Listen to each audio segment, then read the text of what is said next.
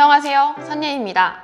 오늘은 삼성동 현장이 외부 마감을 진행하고 있다고 해서 현장에 나가보기 전에 궁금한 점들을 많이 여쭤보고자 윤영님을 스튜디오로 모셨습니다. 반갑습니다, 윤영님. 네, 안녕하세요. 하우베드 정윤영입니다. 제가 지난번에 다양한 외장재를 비교하는 영상을 찍었거든요. 네. 그래서 삼성동 현장에서는 어떤 외장재를 쓰는지 궁금하거든요. 네, 삼성동 현장에서는 요 보시는 이 점토벽돌을 사용하게 되어 있습니다. 네네.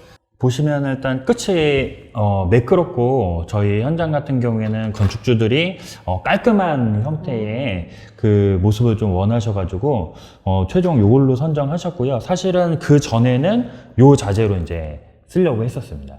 네, 단순히 그냥 봤을 땐 색상만 좀 다른 형태잖아요. 네네. 근데 저희가 시공하기 전에 이제 샘플을 받고 이제 제조사하고 협의하는 과정에서 요 자재 같은 경우에는 조금 이제 이 표면에 코팅된 면들이 좀 벗겨지는 현상들이 있더라고요. 그래서 건축주하고 충분한 협의를 하고 저희 현장 근처에 몇 개 건물을 좀 보고 그 다음에 최종 요 모델로 이제 선정을 하게 되었습니다.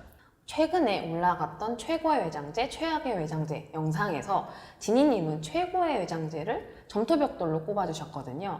구체적인 어떤 이유가 있을까요? 장점도 있을 것 같거든요. 일단 굉장히 여러 종류의 디자인이 좀 나올 수 있고요. 똑같은 사각의 박스에서 자재만 바뀌어도 굉장히 다른 느낌이 날 수 있거든요. 저희 삼성동 현장은 지금 요 타입으로 가고, 만약에 여기에서 요 색깔만 저희가 이제 아까 바꿨던 요 색깔만 가지고도 이제 차이가 나는데, 여기서 만약에 이제 이런 적벽돌로 간다 그러면 느낌이 완전히 다르겠죠. 그쵸. 예, 완전히 다를 거고, 여기서 이제 롱브릭이라는 이런 긴 이제 벽돌 이런 것들을 이제 사용하는 경우도 있고요. 그래서 느낌 자체가 다르고 면을 완전히 거칠게 해서 나오는 이런 타입도 있습니다. 면도 고를 수 있는 거예요? 예, 지금 보시면은 저희는 완전히 검은색으로 깔끔한데 얘는 네. 하얀색부터 해서 뭐 여러 가지 색이 좀 들어간 요런 타입이고요. 질감이 다르네요. 예, 완전히 다른 상이고, 얘는 무늬가 들어갔습니다. 이거 더 다른데요? 이거 예. 되게 약간 고풍스러운 느낌 날 것 네, 같아요. 네. 그래서 약간 코팅까지 해가지고 무늬를 다 낸 요런 타입이 있고, 요런 것들은 같은 모양일 때 그냥 설치만 해도 느낌이 다 다를 수 있거든요. 보통 이제 벽돌을 많이 선호하시는 이유는 아기돼지 삼형제를 생각을 하신 건지, 네네네.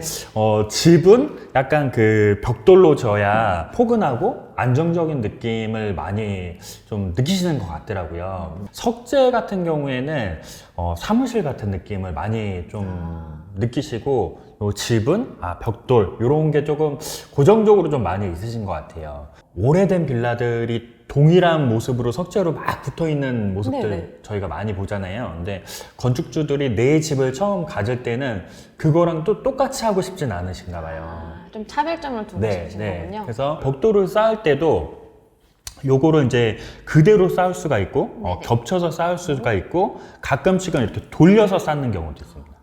그래서 요거를 비껴서 쌓는 경우도 있고요. 되게 쌓는 방식이 다양하네요. 네, 그 방식에 따라서 또 느낌이 또 굉장히 달라질 수가 있거든요. 그래서 요런 것들은 이 쌓기 방식도 다 다르게 할 수 있기 때문에 내가 원하는 디자인을 벽돌에서 굉장히 많이 만들어낼 수가 있습니다. 주변에 실제로 시공된 건물들을 많이 봤거든요. 롱그릭으로 많이들 하더라고요.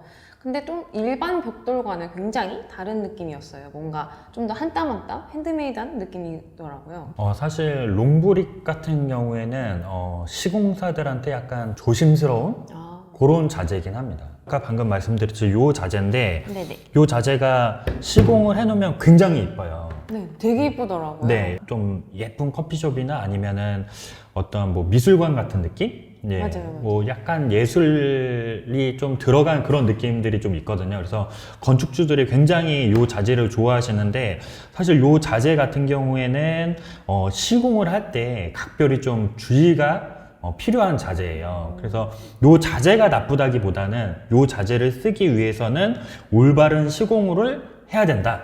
이렇게 꼭 필요하고, 가장 중요한 거는 이제 조적 조적하시는 분들이 평균적으로 연령이 좀 높으시거든요. 네. 그러다 보니까 이런 새로운 자재들이 나왔을 때 적응하는데 조금 시간들이 필요한 경우들이 많으세요. 근데 해놓으면 생각보다 굉장히 예쁘다. 네, 이렇게 보시면 좀 될 것 같아요. 단열을 할 때 조적 같은 경우에는 외단열도 가능하고 네. 내단열도 가능합니다. 두 개 다 가능한 거예요? 네, 가능합니다. 외단열로 하고 싶은데 노출 콘크리트의 느낌을 원하고 싶어요. 네네. 그러면 사실 불가능하거든요. 노출 콘크리트는 무조건 내단열밖에 안 나는 시스템이고 또 내부에 나는 노출 콘크리트의 느낌을 무조건 살리고 싶어. 뭐 네. 갤러리라든가 이런 경우에 그러면 단열재가 무조건 밖으로 나가야 되는데 단열재를 밖으로 뺐을 때 시공을 못하는 자재들도 있습니다. 근데 조적 같은 경우에는 단열재가 밖에 있건 안에 있건 그거에 맞춰서 모두 다 시공이 가능한 자재예요. 선택적으로 다 가능한 거예요? 네, 선택적으로 가능합니다. 물론 조적만 그런 건 아니고요. 뭐 석재라든지 뭐 판넬이라든지 그런 자재가 많은데 여러 종류가 있지만 일단 조적도 현장 여건에 맞춰서 컨셉에 맞춰서 다 가능하다. 이렇게 보시면 되겠습니다. 흙으로만 만든 거면 사실 조금 친환경적인 느낌이 나는 것 같은데 네. 맞을까요? 네, 완전히 친환경이고요. 흙을 그냥 불에다 구워서 만들고 거기서 조금 더 하는 거는 유약을 바른다거나 뭐 요 정도 선에서 하면은 굉장히 친환경입니다. 뭐 오염시키는 물질 자체가 없으니까. 근데 흙의 색상을 인위적으로 변경하기 위해서 거기다가 뭐 어떤 첨가제를 넣는다거나 아니면은 강도를 인위적으로 높이기 위해서 어떤 접착성을 가진 뭐 포름알데히드나 뭐 기타 어떤 이런 것들을 다 넣거나 이랬을 때는 사실 친환경이지 않고요. 그런 것들은 사실 실제적으로 안 써야 되는 자재가 많습니다. 이것도 제가 아직 다니다 보면 벽돌로 된 건물 되게 많이 보는데 창문 부분만 유독 조금 다른 모양으로 쌓은 것 같더라고요. 다른 거 다 이렇게 일자로 쌓는데 여기는 이렇게 들어간다던가 왜 그렇게 다르게 하는 건가요? 네. 저희가 이제 벽돌을 딱 봤을 때는 이쪽 면을 보고 이제 쭉 쌓아 올렸잖아요. 네네. 창호가 여기 있을 때 이제 이 벽돌 뒤에는 단열재가 있잖아요. 단열재가 있다 보니까 옆에서 봤을 때 우리 현장 같은 경우에는 후레싱이 있어서 옆을 감쌀 수 있지만 다른 현장 같은 경우에는 이 단열재가 뒤에 보일 수밖에 없거든요. 단열재가 있고 골조가 있고 그래서 요 옆면을 마무리하기 위해서 이쪽 면이 보일 수 있게 이렇게 딱 감싸 놓습니다. 예. 뭐 이렇게 놓는 경우도 있고 이렇게 놓는 경우도 있고 이렇게 해서 그 옆면을 가리기 위해서 하고요. 사실 후레싱이 무조건 좋다 할 수는 없겠지만은 단열에서 후레싱을 치는 게 조금 더 유리한 거는 방금처럼 이 조적이 있고 단열재가 여기서 끊겼는데 우리 창 앞에서 얘가 요렇게 들어가든 요렇게 들어가 버리면은 이제 단열재는 이 벽돌만큼 못 붙인 거잖아요. 그래서 여기 부분에 결로가 좀 많이 생기는 경우들이 있습니다. 뒤쪽으로? 네네. 그래서 가능하면 차라리 돈이 조금 들더라도 후레싱을 쳐가지고 후레싱은 딱 창호 끝까지 오고 단열재도 이 끝까지 제가 완전히 밀착해서 해야 된다고 했잖아요. 그렇게 시공하는 게 사실 좋기는 합니다. 대학로 같은 데 가면은 오래된 벽돌 건물인데 이쁜 건물들 굉장히 많잖아요. 맞아요. 예, 그런 건물들도 벽돌이 굉장히 오래됐지만 어디 뭐 쉽게 파손이 가거나 이러지 않은 거를 많이 보셨을 거예요. 또 벽돌의 장점이 또 하나 뭐냐면은 시간이 오래되면 약간 중년의 신사가 되는 느낌? 예, 좀 나이 들어가는 굉장히 좀 멋스러운 느낌들이 좀 납니다. 예. 조적 시공을 할 때 뭐 염두해야 될 점이라던가 뭐 피해야 되는 시기 뭐 이런 게 있을까요?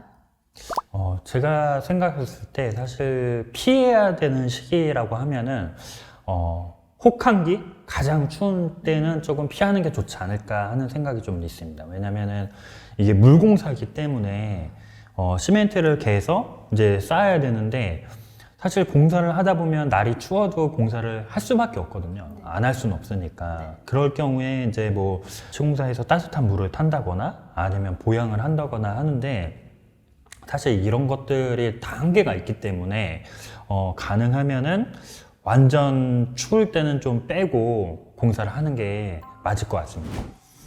조적 시공 시 염두해야 할 점을 더 자세히 알고 싶은 분들은 고정 댓글과 더보기의 링크를 확인해 주세요. 일단 우리가 지금 조적에 대해서 얘기하는데 가장 큰 거는 그럼 이 조적은 어떻게 쌓는가에 대해서가 기본이 돼야 되잖아요. 예.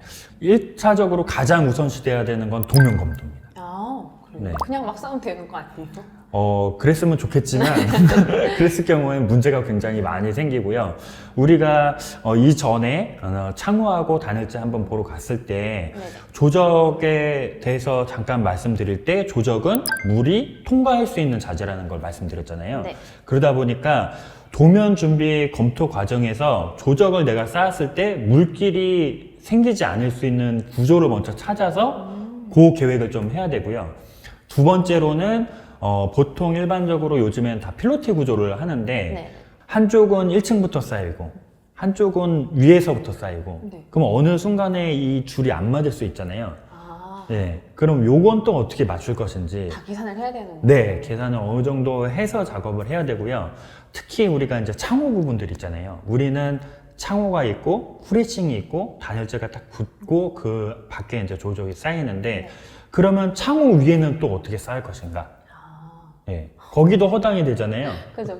쌓으면 그냥 다 떨어지니까 물론 후레싱이라는 게 있지만 후레싱 우리 고 넘어갈 때 굉장히 좀 약했잖아요. 그거 밟으면 안 돼가지고 우리 굉장히 조심스럽게 네. 넘어갔었는데 그런 부분들을 어떻게 할 것인가가 준비 과정. 고민할 게 너무 많은. 네, 고민할 게 많습니다. 예, 그래서 그렇게 해서 검토가 끝나면은 우리가 이제 실측을 합니다. 오, 실측을 해서 높이를 어느 정도 선에서 하고 이 벽돌을 쌓을 때 문제 뒤에 가서 좀 더 말씀을 드리겠지만 앵글 위치가 어떻게 되는지 가장 중요한 앵글을 쭉 다 설치를 몇 군데 해놓고 그 다음부터 이제 벽돌을 쌓아 나가기 시작합니다. 네, 벽돌을 쌓아 나갈 때는 벽돌을 쌓고 그 실디기를 해가지고 평활도를 딱 맞춰 나가면서 쌓고요. 네. 중간중간에 보강철물을 계속 설치를 합니다. 아, 벽돌들이 다 쌓이다 보면은 옆에 면은 만약에 후레싱이 없는 경우에는 그냥 또 보일 수가 있잖아요. 네, 그냥 그 마감을 어떻게 할지도 계획을 해야 되고요. 맨 위에 우리가 이제 벽돌을 쌓아서 지붕과 만나는 면은 어떻게 할 것인가.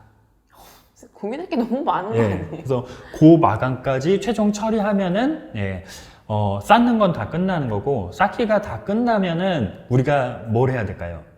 주는 해야 되겠죠. 맞습니다. 예쁘게 해야 되니까. 네, 네. 그래서 우리가 이제 벽돌을 놓고 시멘트 그 풀을 놔두고 다시 이제 벽돌을 쌓는데 그럼 이쪽 면이 일정하게 되지 않거든요. 그래서 말씀하신 대로 줄눈을 다 넣는 작업을 다 하고 발수제까지 뿌리면은 이제 조적은 완전히 끝나는 작업입니다. 제가 듣기로는 줄눈 시공법이 굉장히 많다고 들었거든요. 그래서 삼성동 현장에서는 어떤 방법을 쓰는지 궁금하고요. 그리고 또 자주 쓰이는 시공법들이 있나요? 일반적으로 평줄눈과 오목줄눈을 제일 많이 쓰긴 하거든요. 아직 근데 삼성동에서는 선택하진 않았습니다. 그리고 요거 선택하면서 이제 줄눈의 색상도 이제 선택을 해야 되거든요. 색상도 고를 수가 있어요? 되게 많은가 보네요. 크게 한 3가지 종류를 제일 많이 하고요. 검은색하고 회색하고 조금 더 옅은 회색, 뭐 백색이라고도 하는데 좀 옅은 회색 정도로 보면 될 것 같고요. 이제 삼성동에서도 그렇지만은 우리 건축주 분들께서 꼭 아셔야 되는 내용 중에 하나를 좀 말씀드리자면은 보통 신경을 안 쓰시면은 요거 그 시공사하고 얘기가 안 되면은 시공사에서 그냥 다 끝내버리는 경우들이 좀 많이 있어요. 말 없이 그냥 해버리는 거예요? 네네. 시간도 없고, 협의하는데 이제 좀 힘드니까 아무 얘기 없이 그냥 자기들이 편한 대로 그냥 후루룩 해서 끝내버리는 경우들이 꼭 많은데, 건축주분께서 꼭 요 사항에 대해서 1층에 샘플 시공을 해주세요. 아니면은 2층 한쪽에 어디 샘플 시공을 해주세요. 얘기를 해야 시공사에서 이런 것들을 설명을 해주고 이제 샘플 시공을 해주시거든요. 그래서 선택을 하시면 이제 시공사에서 그 부분을 다시 수정해서 할 수가 있으니까 꼭 얘기하시고 자기가 마음에 드시는 걸로 선택을 하시면 좋겠습니다. 굉장히 좋은 팁이네요. 네. 그럼 이제 다른 시공 방법도 궁금해요. 줄눈 어떻게 시공하는지. 예, 사실 줄눈의 시공법은 굉장히 많고요. 그리고 현재도 계속 발전하고 있습니다. 간단히 몇 가지를 설명을 좀 드리자면은 이제 벽돌하고 벽돌 사이에 높이를 똑같이 만드는 경우가 있습니다. 네네. 네, 그래서 벽돌 위에 벽돌하고 이 줄눈이 높이가 다 똑같아가지고 딱 일자로 보이게, 예, 민자로 보이는, 예, 민 줄눈이라고 하는데 그런 타입도 있고요. 요즘에 조금 신기하게 많이 쓰는 경우가 뭐냐면은 롱브릭 같은 경우를 쓸 때 이 매질을 안 넣고 그냥 쌓는 경우들이 있습니다. 그냥 써면 쏟아지는 거 아니에요? 네, 그래서 그거를 보강철물이나 아니면은 굉장히 얇게 해가지고 벽돌 위에 그냥 바로 벽돌을 얹는 타입도 요즘에는 좀 쓰고 있고요. 근데 이런 타입 같은 경우에는 물이 좀 굉장히 많이 타서 들어가기 때문에 그런 거를 쓸 때는 뒤에 꼭 차수가 될 수 있는 다른 공법을 병행해서 쓰시는 게 맞고요. 삼성동 현장 같은 경우에는 이 줄눈을 좀 안쪽으로 넣는다고 했잖아요. 네네네. 요게 보통 일반적으로 물이 외부에서 탔을 때 안쪽으로 꺾여 있으면은 벽돌 바깥에서 그냥 떨어지는 효과들이 좀 있기 때문에 물이 좀 덜 타서 많이 하시기도 하고 포인트처럼 되기도 하는데, 제가 이제 경복궁, 경희궁 이런 데 가다 보니까 굉장히 좀 신기한 줄눈 타입이 있더라고요. 내민 줄눈이었습니다. 밖으로 나온다는 건가요? 네네. 벽돌하고 벽돌이 있는데 줄눈이 밖으로 나오는 경우들이 있더라고요. 근데 물이 안 타고 들어가게 한다고 했는데 그건 밖으로 나오면은 물이 다 타고 들어가는 거 아니에요? 네. 저도 그래서 이제 보면서 되게 신기해서 봤는데, 저희 같은 경우에는 건물들이나 담장들이나 보면은 처마가 다 있잖아요. 네네. 네. 앞뒤로 처마가 있다 보니까 빗물이 처마에서 바깥으로 떨어지고 벽까지 안 탈 수 있는 구조들을 다 만드셨기 때문에 그렇게 쓰셨더라고요. 그래서 사실 저 같은 경우에는 이제 딸이 2명이 있는데 다니면서 설명을 하는데 저도 그걸 보고 굉장히 신기했습니다. 굉장히 과학적이네요. 처마까지 계산을 해서 줄눈을 했다는 거잖아요. 네네네. 그래서 역시 우리 선조들이 대단하구나. 좀 그런 생각들을 좀 했습니다. 지난번에 외장재 소개 영상을 찍었을 때 철물 보강재가 굉장히 중요하다고 들었거든요. 그래서 철물 보강재가 어떤 게 있고 또 어떤 역할을 하는지 궁금합니다. 네. 사실 어떤 벽돌을 고르고 어떤 형식으로 이제 쌓기 방식을 어떻게 할 거냐, 이런 거보다 사실 제가 생각할 때 가장 중요한 거는 보강재입니다. 보강재. 네. 이 철물 보강재는 종류가 엄청나게 많습니다. 네, 대표적인 거를 제가 몇 가지를 이제 보여드리면 좋겠지만, 일단 제가 요거 하나만 가져왔고요. 네네. 요거는 이제 저희가 이제 중간중간에 이제 설치를 하는 거고, 사실 제일 중요한 거는 L형 앵글이라고 해가지고 그게 제일 중요한 거고요. 그거는 다음에 현장을 갔을 때 제가 한번 보여드릴 거고, 요걸로 나머지 것들은 좀 설명이 가능할 것 같아요. 요거 같은 경우에는 여기에 앙카를 박아서 벽에다 이렇게 고정을 하고, 여기다가 클립을 끼워서 강선을 끼운 다음에 이제 그 벽돌 쌓는 거마다 이제 그 강선이 중간에 갈 수 있도록 해서 이제 벽돌을 쭉 쌓아 올리는 방 타입이고요. 지금 요 발이 없고 그냥 요것만 있는 것도 있습니다. 네, 있는 거는 단열재가 있는 타입이고, 요게 없는 거는 단열재가 없을 때 그냥 골조에다 바로 붙이고 똑같이 해서 올려 쌓는 방법이 있고요. 생긴 건 좀 다르지만 요게 이제 거꾸로 해서 요 위에 거 없이 조그만 L 소형 앵글이 있어서 여기 위에 벽돌을 그대로 얹을 수 있는 보강재도 있습니다. 되게 다양한 방법으로. 예. 그래서 내가 어떠한 형식으로 쌓을 거냐에 따라서 다 다르게 이제 사용이 되고 있고요. 요게 혹시 뭔지 아실까요? 이거는 모르겠는데. 그냥 플라스틱 같은데. 네. 플라스틱이죠. 네. 누구나 알 수 있는 플라스틱인데, 요게 숨구멍, 뭐 바람구멍, 뭐 물구멍, 뭐 이렇게 보시면 될 것 같아요. 벽돌 물구멍인 건가요? 네, 벽돌을 쌓아놓고 이제 뒤에 단열이 있고 그 콘크리트가 있는데, 벽돌은 몇 번 설명드렸듯이 이제 뒤로 내뿜는다고 했잖아요. 근데 그 뒤에 물이 차 있으면 문제가 생기니까 요런 공기구멍들을 하고 물이 빠져나갈 수 있는 곳들을 만들어 가지고 여기로 물이 빠져나가고 바람이 통해서 물이 있던 것들도 마르고 요런 것들을 하고. 철물 보강재를 얘기해 주셨는데 전체 조적 비용 중에서 차지하는 비중이 어느 정도인가요? 사실 이 조적을 설치할 때 이 보강재의 중요성이 점점 중요시 되면서 제가 봤을 땐 최소한 20%? 최소가 20%? 네. 요즘에는 이 철물 비용 자체가 또 이제 원자재 수급이라든가 이런 문제가 있어서 거의 뭐 한 3분의 1까지 드는 경우도 봤습니다. 그럼 너무 큰 거 아니에요? 네. 부담이 너무 많이 드는데. 예, 그럼에도 불구하고 안전을 위해서는 비용을 아끼면 안 되겠죠. 네. 근데 이제 아까 뭐 대학로 건물 얘기해 주셨는데 거긴 되게 오래된 건물인데도 굉장히 튼튼하고 오래 가잖아요. 그런 경우에는 철물 보강제를 썼다고 보면 되나요? 예, 그 당시에도 기본적으로 철물 보강제가 있었는데 그때하고 사실 현지하고 좀 다른 부분은 예전에는 1층부터 조적이 올라가는 구조가 대부분이었습니다. 네. 공중에서 뛰어서 하는 그 조적조는 별로 없었는데 요즘에는 1층을 다 주차장으로 하고 주차장이다 보니까 위에 1층 상부 아니면 2층 뭐 상부나 이런 데서부터 조적이 쌓여 올라가는 데들이 꽤 많아졌어요. 그러다 보니까 허공에 조적이 쌓일 수밖에 없는 상태가 된 거죠. 대학로 건물이나 아니면 오래된 건물 같은 경우에는 1층이 기초 위부터 시작을 하니까 바닥이 굉장히 튼튼한 상태에서 올라가는데 요즘 건물은 아닌 상태가 되다 보니까 이게 사실 굉장히 좀 문제가 많이 있습니다. 힘을 못 받는 거네요, 바닥에. 네.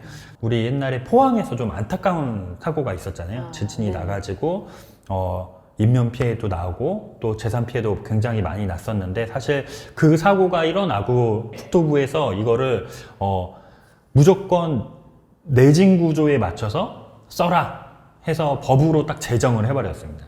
더 많이 하라는 건가요? 네, 더 많이 하고 철판의 두께도 더 두꺼워졌고요. 네, 요런 단순한 이 고정 철물의 두께도 다 두꺼워졌습니다.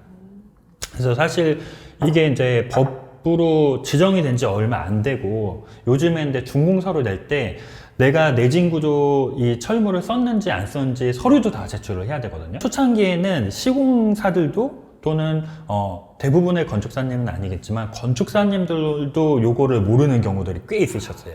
그래서 허가를 받고 시공을 하는 과정에 이거를 써야 된다 해서 뭐 보강을 더 하고 막 이런 경우도 꽤 많았고요.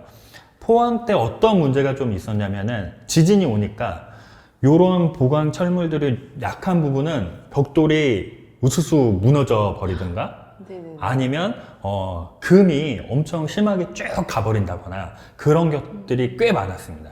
그래서 그런 것들을 방지하기 위해서 보강 철물을 많이 쓰기 시작했고요. 그 후에도 우리나라에 뭐 지진이 사실 몇 번 왔었는데 확실히 이걸 쓴 거하고 안 쓴 거에서는 차이가 좀 많은 것 같습니다.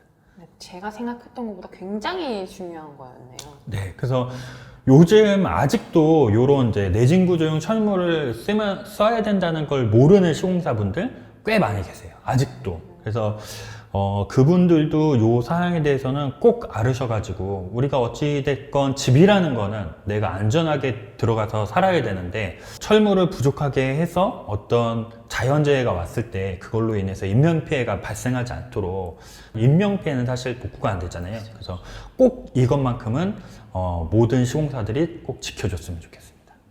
그럼 이런 벽돌의 가격은 한 장당 얼마인가요?